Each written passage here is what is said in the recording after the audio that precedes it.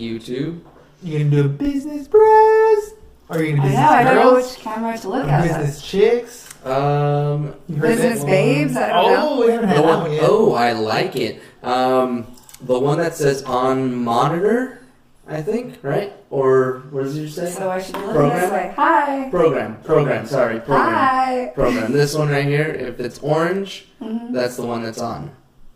Okay, that one's blue, this one's orange. Yep, there it is. There you go. Should have went over this before. Sorry. Yeah, I know. It's all good. It's all good. Facebook Live gets to see that. Yeah. Good stuff. Behind the scenes. Check it out. All right, here we go. So we're going to go ahead and get started on the audio for the podcast. Y'all ready? Ready? Here we go in 3, 2, 1. Welcome to another episode of Business Bros. Oh, she didn't do it. She was like, what do I say? I know. That She got was nervous. That was cute. I like But what did you want to say, though? I was just waiting for it to happen first so I can see this whole thing happen in real life. Was it everything you expected? Everything I expected. Thank you for that. A nice little serenade for you. All right, well, we're live on Facebook, and we're recording our podcast with Serena Mezzacappa. Yep. And I said it right? Yep, Serena Mezzacappa. Serena Mezzacappa. And Serena, tell me a little bit about yourself. Well, thank you for asking. So I am from New York. My parents got married, came here to San Diego with me and my siblings, but I grew up here. So I attended the Academy of Our Lady of Peace. I went to San Diego State.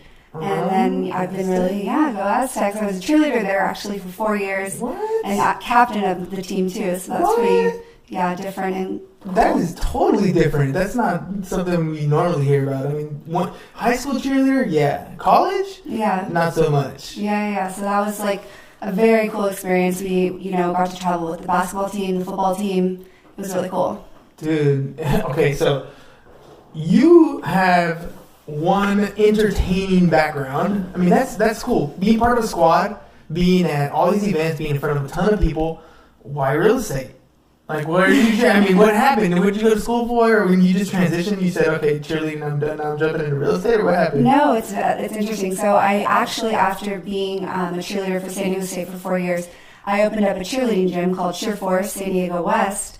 And so I was doing the coaching and working with young athletes, training them in all-star cheer. So we did that for about 4 years. And also in the meantime, I was working with my dad's construction company called Mez Construction. Mm-hmm. And so I was around a lot of real estate stuff. He does development, flips houses, remodels, all that. So I've always been around real estate, but also I have that passion with cheerleading and coaching. That doesn't go away. I know, yeah. I super love coaching. And I do miss all the kids that I worked with. I still keep in touch with a lot of the families. So Did you like just decide to up and go and walk away from that, or like, I mean, cheerleading is it's really truly a whole nother family. Like, my daughter did cheer for like 4 or 5 years, and she's deciding to go into soccer now. Mm-hmm. But we built so many long lasting relationships with like the cheer families. Like, it becomes a really close knit group. You travel, you do the jams events, you do all kinds of different things. Like, that's hard to walk away from. No, it was definitely really hard.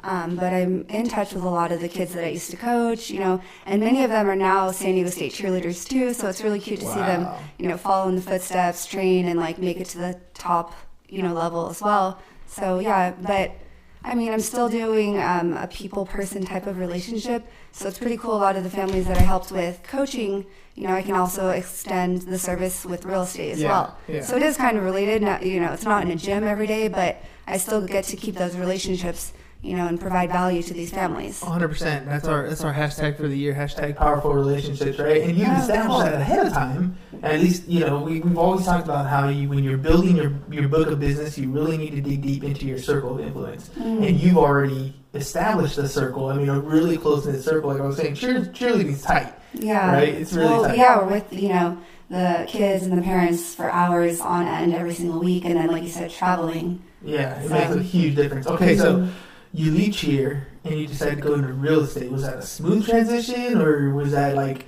it just kind of, usually when we talk to people, it kind of falls in their lap. I mean, you mentioned a little bit about your dad in construction. So what prompted that change for you? So the first year, like the first half of my first year of real estate, I was doing both. So I was, waking up early doing the real estate stuff during the day. So starting like 8 o'clock in the morning, and then, finishing up the real estate day around 3, and then going straight into coaching from 3:30 to 9:30.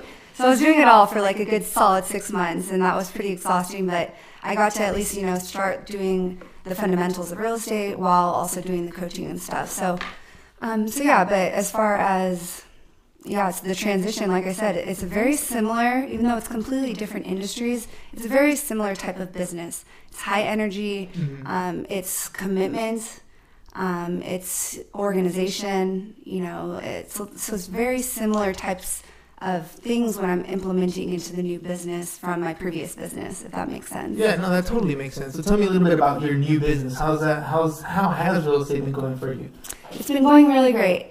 I think, like I said, a lot of the stuff that I had learned before just about work ethic is very applicable to real estate.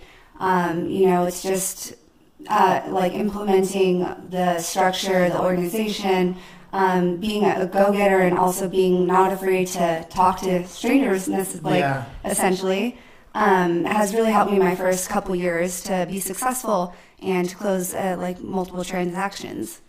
All right. In real estate, you said it takes a lot about building these relationships, right? Yeah. Establishing, we talk about powerful relationships. With your dad's construction company and with what you were doing in Cheer, tell me a little bit about what you use to build those relationships. What are you doing to expand your book? I work really hard. That's the main thing. Like I like to earn people's business, and I like to be given the opportunity to earn their business and go above and beyond. And I think that is just my main thing. Like anyone that I've worked with can be like, whoa, she's doing like everything, so much extra, because I want my clients to feel and like be able to, when they refer me, be like, whoa, Serena was the best. She gave 100%. She was organized. She had great communication. She was working all the time helping us. And that's the main thing, is helping these families in real estate, accomplish their, dreams and their goals, sell their houses. So, that's pretty much. Are you focusing your attention mostly on buyers, or are you focusing your attention on being a listing agent? I'm doing both. Yeah, this year I'm really trying to do both. I'm on a really solid team, Team Lyle and Grace Cadell at Realty Executives, and they have a huge support system for listings. So we have like great admin in the office. Lyle and Grace do a ton of sales a year, and so we have everything systematic and in order, and that gives me the opportunity to free up time to work with buyers as well. And I do a lot of rentals. I also now do a little bit of commercial as well.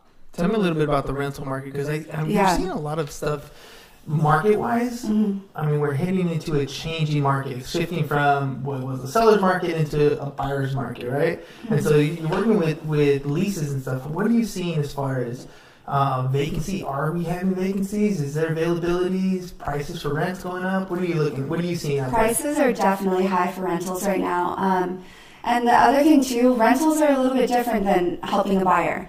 A lot of property owners put their own rentals on maybe Zillow rentals or Craigslist. And I've noticed when I'm working with my renter clients, like a lot of the homeowners are not getting back to them, responding to their calls. So it's kind of an interesting, rentals are kind of harder because I, as their realtor, have to go onto the Zillow rentals, onto Craigslist, onto the MLS. It's a hunt to not only, the other agents respond really well, but sometimes the homeowners don't. Right. So it's just trying to figure that out. But prices keep going up. That's why if you're going to be here in San Diego long term, it's definitely better to start thinking about buying. Interest rates are down.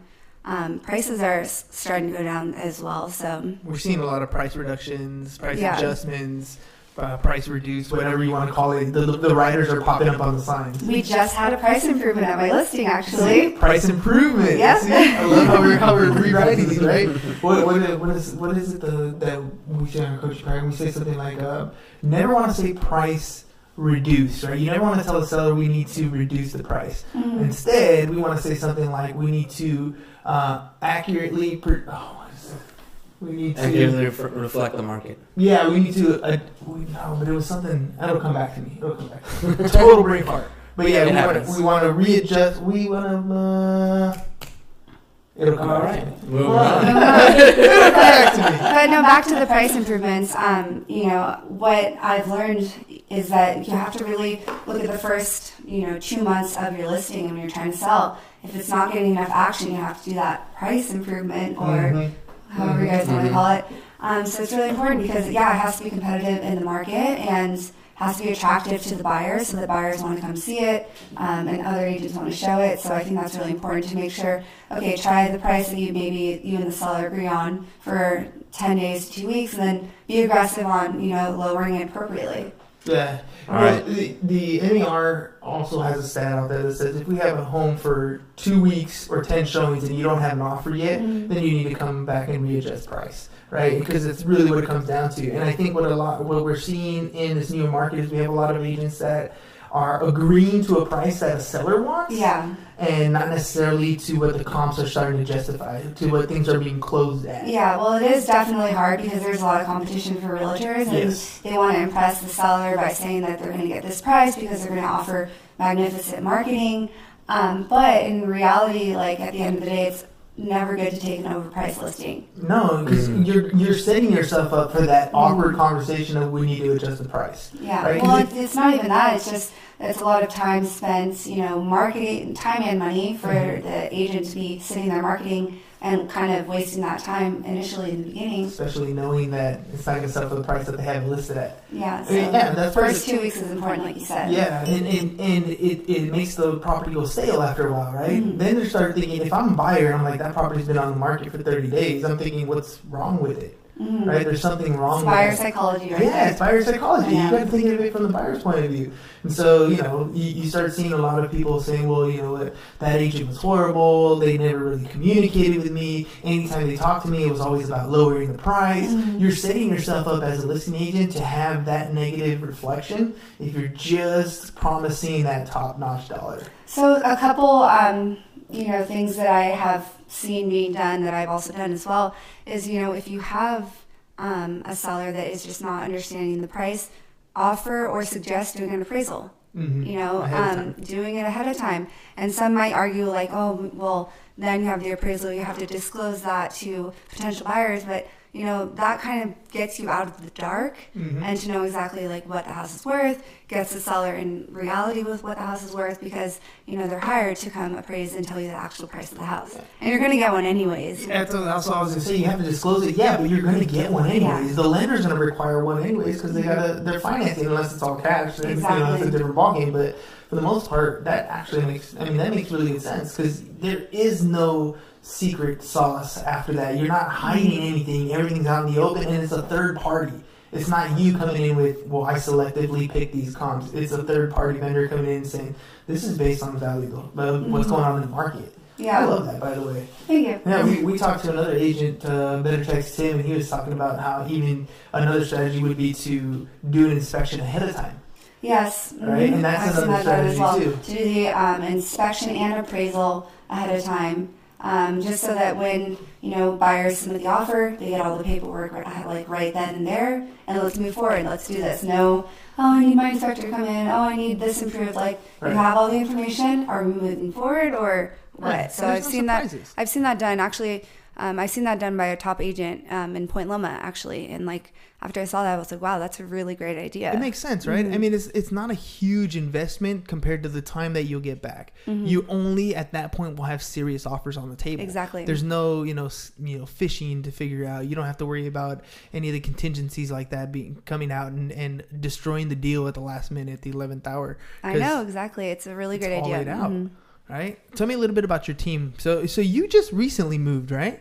Yeah, I was over in La Jolla before, and now I'm over in Rancho San Diego. And I love my team. They're really great. Lyle and Grace Cadell, as well as Nicole Cadell, their daughter. We're like a little power team that is happening right now. It's really cool. So tell me about what they do on a day-to-day basis. They got you coming in on a daily basis, I'm assuming, and you're kind of learning through their strategies, right? What does that look like? So something that's pretty cool, we go to see all of our listings, and Lyle Cadell has a lot of new listings every single week. So we'll go there, we'll take some videos, pictures, try and promote the property before it hits the market. Also to just get more buyers to come to the listing, want to work with us. So we do that on a daily basis, coaching on a daily basis, as well as a lot of just organization and making sure that we're staying on top of like the open house leads that we've gotten, or any leads just through the company that come in to work with. So. All right, because I don't want to bash anybody else who's, where you were before, but what attracted you specifically? Like, they got systems in place, but what specifically this team had over? I mean, there's a ton of great teams out there. So what did this team offer? I loved my other team as well. Like, I learned so much from being there. They were like great mentors, killing it in real estate over by the coast. But for me, I wanted to focus a lot more on first-time home buyers, and also just kind of the price point in San Diego, where it's the average price. That like the under $1 million. Like when you're out in the coastal areas, it's just there's higher prices, moves a little slower. So I just really wanted to like take a step back, focus on helping my sphere, people my age, the first-time home buyers. I love first-time home buyers. It's like the most rewarding thing ever. And just take a step back. That was the main thing. So you kind of pinched a little bit about what's going on in the higher end market. Yeah. But I kind of want to, if you don't mind, I want to dig deep a little bit at that, because it tends to trickle down.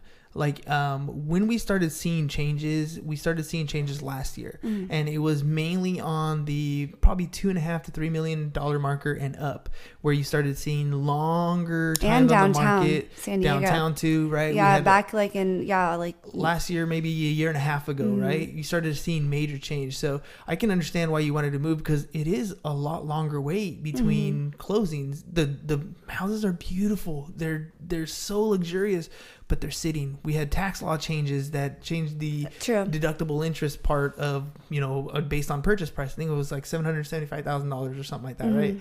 And now all of a sudden, it's really taking an effect in the higher end market. Yeah, I mean, I don't like to necessarily, say I'm not in the higher end. Like our team does it all. They have like a $3 million listing over in Rancho San Diego right now. But I agree with you. Like, like my sphere, like I said, is more people my age, early 30s. That's my first, sphere of people that I know and, to work with. And, focusing on who I actually know is a great idea for real estate. I think it's a genius idea. Yeah, for sure. But I agree with you as far as like the price is trickling down, like starting to slow down in the higher market. We saw that a lot last year. And now it's making its way towards the lower end. Right? I mean, not as much here, let's say in San Diego. Yeah. But I was reading an article this morning where you're seeing places like Seattle, places like New York, in the lower end stuff start to really take a hit across the country. I don't know. We just had a listing that was over in Mount Helix area that had like 7 offers. Ooh, yeah. But that's kind of, But it was like listed at $699. Yeah, it could also be an adult. It could be, anything that's priced below what the market is asking. It's gonna be a hot commodity. So back to the point, pricing our listings appropriately. Absolutely, right?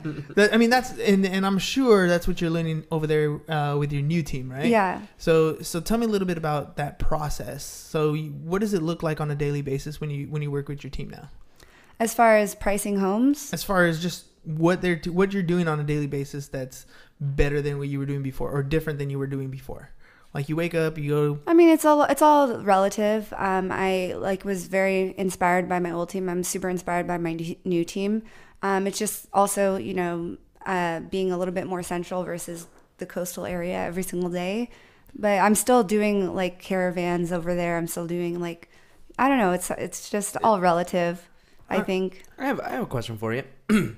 One of the things that I was thinking about over the weekend was the people that we seem to interview have a lot of passion, and so do you.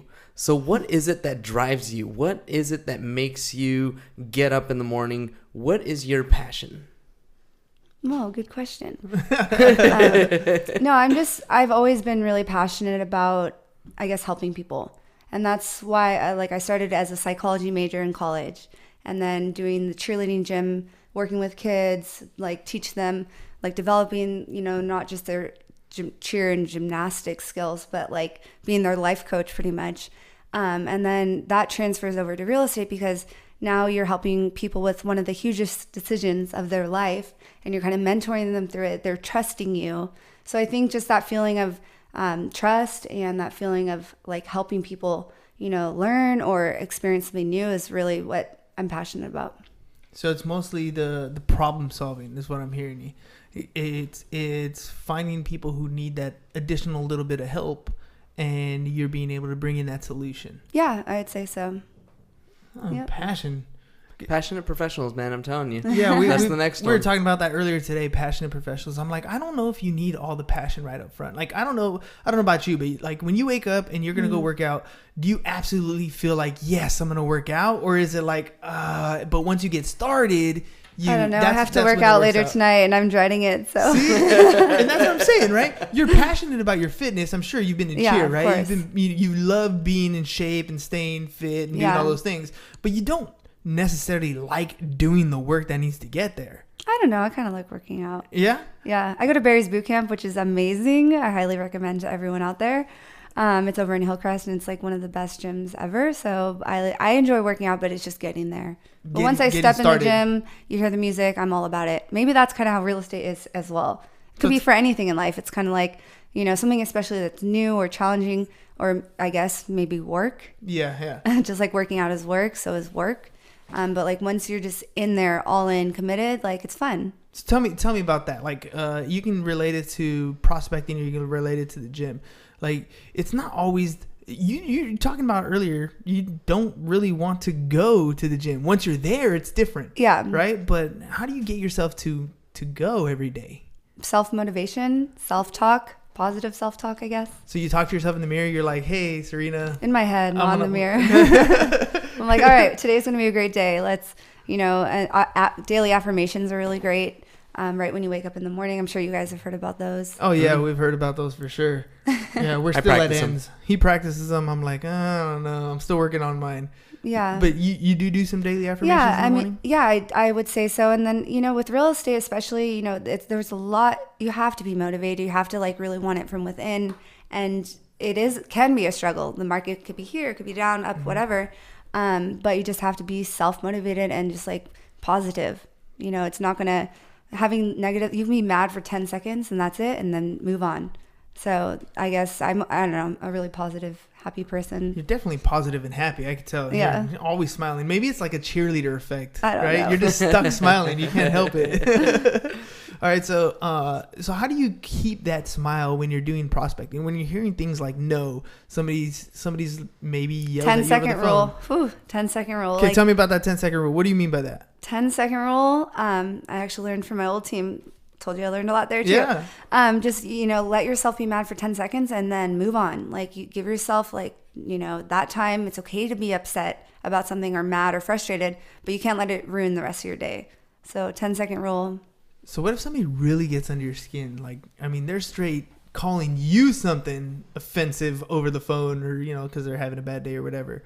Like, and it just stays under your skin. What do you do to like get past that? 10 seconds are up and you're like, okay, I'm supposed to move on. Honestly, and you're telling yourself. I call my best friend, and I think things like that make me laugh. Like, if someone is so angry and like rude, like angry that they're talking rude to someone they don't know, it's kind of funny. I agree with you. Like, come on. I'm going to call like my closest friends, my mom, my sister, probably. Tell them a funny story. Yeah. I'd be like, guess what just happened on the phone? This guy or this lady totally blah, blah, blah. Like, because you meet grumpy people sometimes. Yes. And then I'll call my sister or mom and be like, I just don't understand why people are so like angry sometimes. Like, life's good. Smile. Oh man, I had a pun. I was like, do you give him a cheer? Right? I should call him. I was like, how do you feel? Because I feel good. Oh, I feel so good. I can't help it. It's a cheerleader thing. What's been your biggest struggle, and how did you overcome it? I would say that my biggest struggle is in real estate. Yeah, I'm like, let me tell you, 10 years ago. I'm not your therapist or nothing, I think I paid professionals for that one. No, but really though, like where have you seen? What was the biggest hurdle that you had to overcome getting into the real estate industry, getting to where you are today?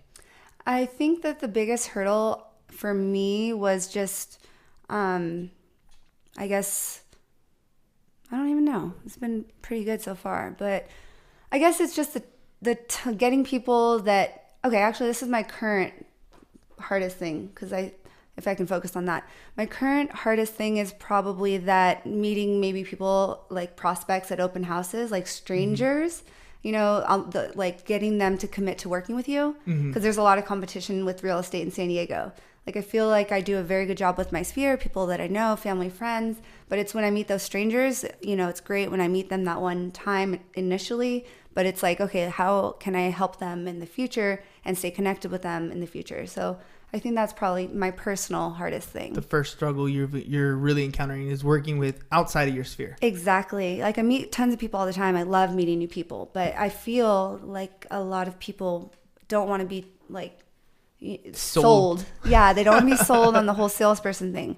And so it's just kind of finding that fine line of, I'm here to provide value. I do this full time.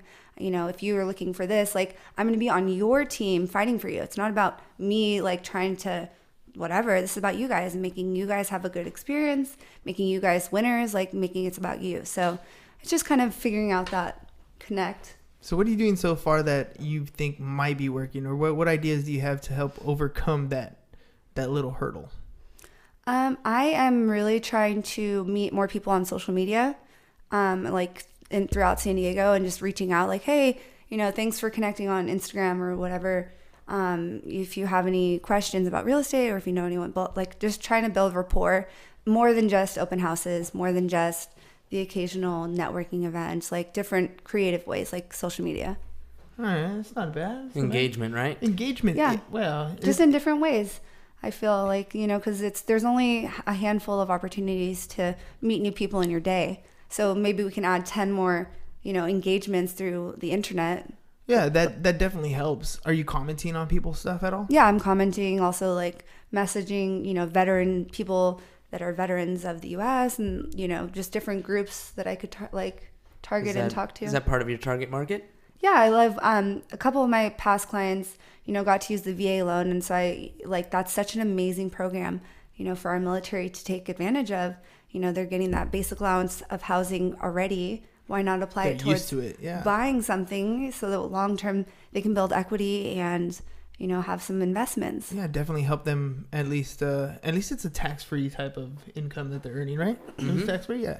So, yeah, it's definitely helpful. Yeah, I just actually today became a proud sponsor of our, I totally forgot because it happened today, but it's one of our veterans groups. So I just became a proud sponsor for our veterans. Nice. See, it's always just trying to get in with these types of different groups, right? But what is the actual name? Yeah, see? Heroes. It's the Heroes of San Diego. So it's, Hometown Heroes. There you go. I was going to say something. Yeah, I'm like it's on the tip of my tongue. HH1. Hometown Heroes. Yeah, I just became a proud sponsor for that. Super excited to, attend the events, meet as many people as possible. So I'm pretty stoked about the Hometown Heroes. So when you meet with these people, are you gathering, is your intent to gather information and then continue the conversation, or are you just trying to make first contact? And I think for me, I just want to more than just make a first contact. It's just getting more people in your network. Real estate's a relational business. It's not just about meeting them one time, email blasting them forever and ever. I really find value in becoming, friends with my clients, or, knowing more than just the house stuff about them. So I'm very relational when it comes to meeting people. All right. But you good? Yeah. I'm gonna brain fart here for a second. It's been one of these weird days today. It's President's Day. Yeah, it must be because it's a holiday weekend. So tell me about you work today, right? I did work today. So what does a real estate agent do on a holiday weekend? Open houses, showings, property showings, open houses, listing appointments, you name it. But today specifically, I drove all over San Diego County. Yeah, you were telling me your office now is in Rancho, right? And then I drove up to our listing in Carmel Valley. which I didn't talk about. It's a really, really cool opportunity. It's in the low 600s, probably, a great entry level to get into Carmel Valley. It's a 2-bed, 2-bath in the Pell Place condos. So low 600s. We'll be having open houses this weekend as well as tomorrow. But yeah, it's a great unit. How'd you come across this listing? Is it part of your sphere? Yeah. Sphere? Mm-hmm. How, tell me a little bit about working your sphere, because I figure you've been pretty good at that. So how often do you contact them, or what are you doing to get business from that sphere? Because everybody has a sphere of influence, but how are you pulling that business out? Honestly, I think I could be more aggressive with it. I could reach out, and call everyone on the daily basis, see how, just to follow up with them. But for me, I really try and be active on social media, as well as, reaching out here and there. I don't want to be that salesy real estate person. I want to be that person, like I said in the beginning, that provides value, that is someone that they want to work with, that's not pushing the business on them. Because like I said before too, at the end of the day, it's about the client, not about like me. Yeah, 100%. So I have like a interactive but also hands-off approach to working with my sphere. All right, so tell me a little bit about that hands-off. Like, what do you mean? Because there's a lot of people who struggle when they first get into the business in basically closing deals, right? Mm-hmm. They're good at talking to people. They're good at maybe picking up the phone. They're okay maybe at door knocking. They don't really like to do any of those things, but then they tend to fall off, right? They decide, well, maybe real estate didn't work out because I tried it, but it didn't work. But they're not truly trying. You know what I'm saying? I see what you're saying. So what are you doing? And that's why I kind of want to dig deep, because you're pulling deals out of somewhere, right? So I want to dig a little deeper and say, how are you actually getting them? If you're not being too pushy, what are you doing that's really cool that says, you know what, I want to work with Serena? I am. So back kind of to the front end of your question, what's really helped me is being on a team. Like, the whole thing is, as a new realtor, you have so many questions. You're really in the dark about like a ton of stuff. And like to provide the value that these other agents that have been in the business for 30 plus years have, you need to partner up with one. So you can ask questions, get advice, see how they're doing it, listen to how they talk to clients. That's like the main thing. And then as far as, I guess, how I'm being hands off, but also attacking the sphere, is that your other question? I don't know.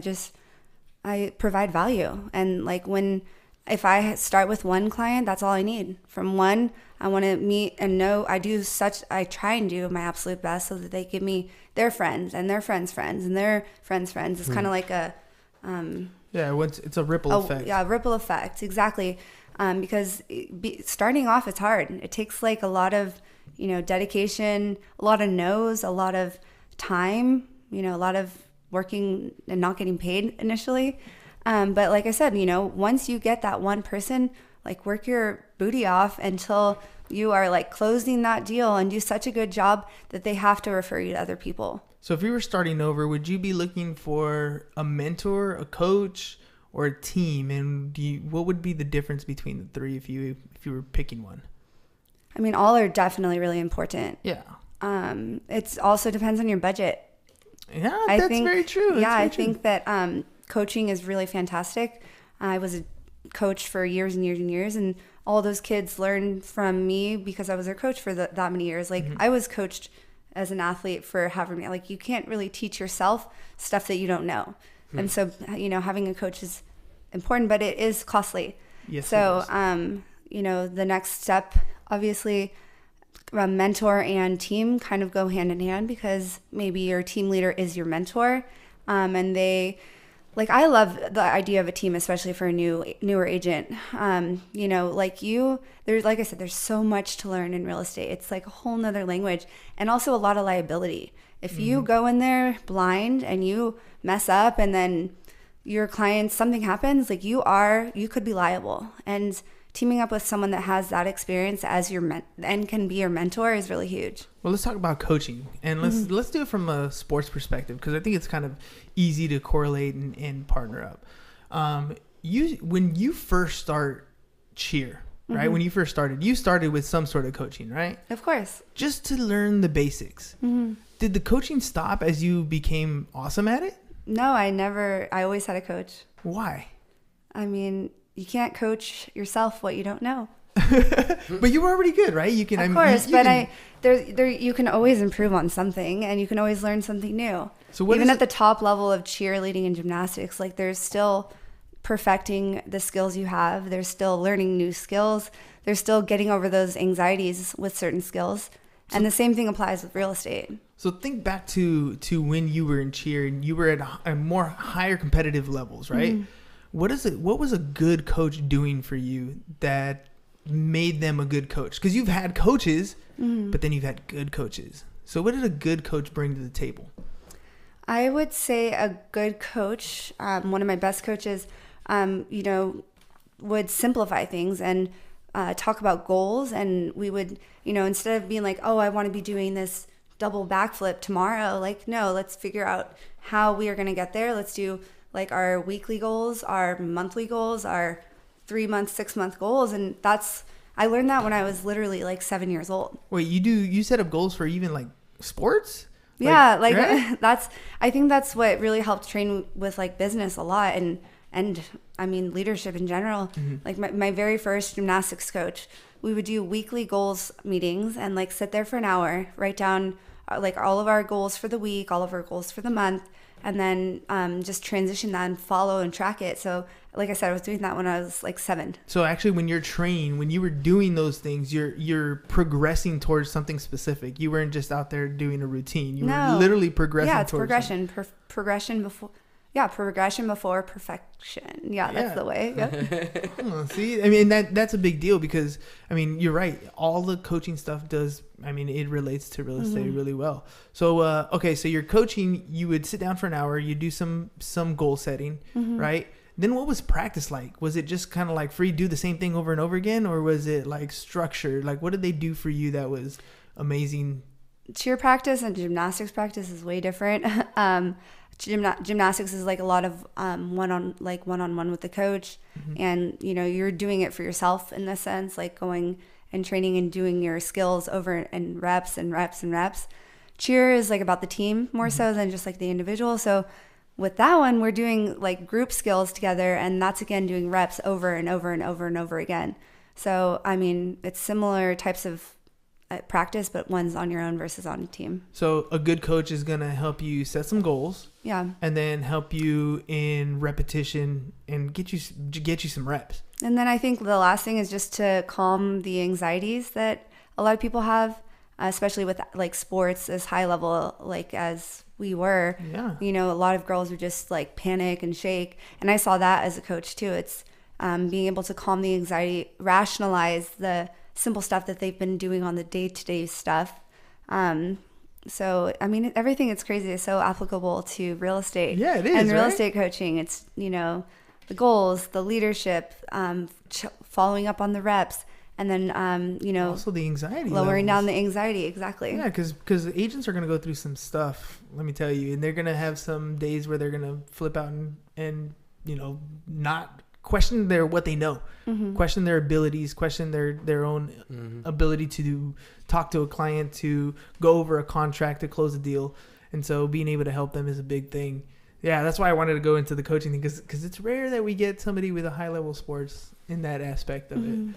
Yeah, I did the high level like as an athlete, and then I coached the high level as a coach. That was going to be my next transition. So we've talked about what you've experienced with good coaching, the people who were coaching you. What did you experience when you have people now that the roles are switched? Now you're supposed to be a good coach. What problems have you seen when you were working with the kids? Like, what were the difficulties? For you, it was like, hey, here's your goals, here's your set, and do it. And you were the type of person who did it. How do you get a kid to do that? So specifically with like a sports team, like cheerleading? Because it's so applicable. We can relate it easily. Yeah. So with that, for example, one of the struggles I would say is just the motivation levels of different athletes. You have that one that is a perfectionist, and then you'll have that one where, the parents are making them come, or they're like half in, half out. So it's kind of just being able to rise everyone together and on the same page so that they can accomplish something. And then my second struggle was that I saw a lot was the anxiety, like I was talking about earlier, where, the athletes would train day in and day out. And then when it comes down to the actual moment of performance, they would choke or they would like panic or have literally an anxiety attack. Yeah. And so it was just being able to really rationalize what they were doing and like talk them through it and coach them through it and be like, hey, you've been practicing this for the past 6 months. You've done this many times before. Like there's no reason to panic in a different environment. So I think that's just one of the setting changed. Exactly. So I saw that a lot, definitely. And so, those are probably the two hardest things that I really had to focus on with the athletes that I worked with. Because we see that a lot with real estate agents, right? Yeah. I mean, we talk about getting them to follow scripts, right? Mm-hmm. Now you know how to talk to a buyer, how to pre-qualify a buyer. Here's the other script. Now you know how to pre-qualify a seller. Here's the other script. This is how you talk to an expired listing. And now it's time to do. Yep. And they hop on the phone and they freak out. Another thing to think about if you are cold calling is to really realize that the people on the other line don't know or care who you are. Yes. And if you call them and you say, hey, I'm Serena Mezzacappa with Realty Executives. How are you today? And they're totally rude to you. Like they're not going to remember you in 10 minutes. Maybe you're going to be upset for an hour or the rest of the day because one person was mean to you. You think they care on the other line? No, absolutely. They don't. And that's what I'm talking about with rationalizing certain situations. That's a perfect example, similarly to the anxiety with cheer and coaching. It's that's exactly simplify things. That's tough. That's the type of stuff I wanted to get to. Yeah, because you're right. That makes a huge difference in your own personal mindset. Because we were talking earlier about two types of people who ask for a sale, right? When you ask for the business. And he was saying that he doesn't want to be that sleazy car salesman guy that's asking for the business.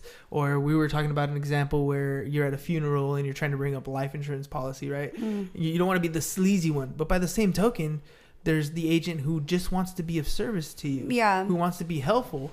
And the catch is both have to ask the same question. I struggle with that too. I definitely struggle with that. Like it really does suck when you are trying your best and then people don't appreciate it or think that, you're just trying to sell them something. Like, I think the worst thing for me is if people think it's for me when really like the job is for the clients, the homeowners, the buyers, it's about them. Right. But I mean, maybe some people in this business do it the opposite for them, where they're trying to, get as much money out of the commission as possible, or just trying to like move on to the next. But I mean, I guess there is always a fine line, and you are asking for the same order, but you just have to really provide the value, I guess. Well, I think it's in your head. Right? Yeah, that's true. It's really in your head, because you have to ask the same question. Whether you're a sleazeball or you're actually a good person trying to be helpful, you have to ask the same question. So I think what stops most people is that confidence. It's themselves, right? Yeah, they're the ones who are thinking that I don't want to be a sleazeball, so I'm not going to ask. Or and that's really what stops them from going to the next levels, because you get yourself in a situation, you're hearing somebody have a problem, you have the solution. Why don't you interject and say something? Yeah, that's a good point. It's because you're afraid for whatever reason, whether you think you're a sleazeball, whether you think you don't know enough, whether you're afraid of a question. That's the fear, right? Yeah. And I think that's part of the mindset. And that's where I think good coaching, where you're talking about the anxiety levels of someone, getting them to the point where you've done this already. You have the answers. You've been practicing this over and over and over again. Go out there and do it. Yeah, no, I definitely agree. No, it's super important. All right. So we got a few minutes left here on our clock. So what I want you to do is, it's this camera, right? She's looking at this camera. Go ahead and talk to this camera. Hi. Tell everybody out there how they get a hold of you if they want to talk to you about anything, cheerleading or real estate, right? But mostly real estate. I'm here for real estate too. Right, we're here for real estate. But ask, let them know how they get a hold of you. Well, thanks to everyone who tuned in today. You can get a hold of me via email, homesbyserena@gmail.com, or Instagram @Serena Mezzacappa, or my phone number, 858-215-2475. North County phone number 858. Don't get too excited. That's my Google Voice number. So there you go. it's my work number. It's my work number. Cool. By the way, last thing we like to do is have you tag somebody who you think would be an awesome guest on the podcast. Who do you have in mind? I would like to let me think about this actually. I'd actually like to renominate Caroline Magdaleno. Well, Caroline had some stuff that's going on her personally, so we're gonna definitely get her back on the show. I think that she would be great. Yeah, she's an inspiration. Definitely. She's one of those business. You know who I would recommend? Let's do my friend and teammate Nicole Cadell. Okay. I think she would be really great. Cool. So then what we'll have you do is when we post this, your episode comes out tomorrow, I think. Tomorrow? Yeah, tomorrow. Tomorrow, then I'll tag you on it, and then you can tag her, invite her. Okay, perfect. Don't tell her we told her. Tell her that we talked about her, but don't tell her we talked about her at the end. Gotcha. She has to listen to the whole thing. Cool. All Perfect. Right, Serena, thanks for being on the Thank podcast you. with us. Thank you. I mean, we appreciate you. I mean, last time we were gonna schedule, it rained like cats and dogs, so we had to reschedule. Let me tell you a funny story. Yesterday, I was getting gas, and it was no rain, no hail, nothing. Hailstorm, like literally for 5 minutes out of nowhere. I got completely soaked. Like, why? We're in San Diego. Why? Like, hard hail. It was crazy. Come on, San Diego. Get it together. I know. It was so crazy. It doesn't rain, snow here, nothing. It's been happening forever. Like, this winter's been rough. Global warming. See? There That's what it is. Global warming. Cool. All right. Well, again, thanks for being on the podcast. It's a brave thing to do. Trust me, a lot of people get a little nervous, especially going live. Thank you, Facebook.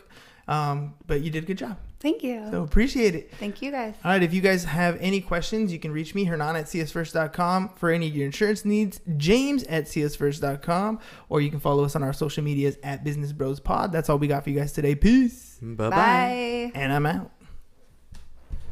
Facebook. Oh, look. If I move, they get the glare. No glare. Glare. No I'm glare. in the glare. Glare.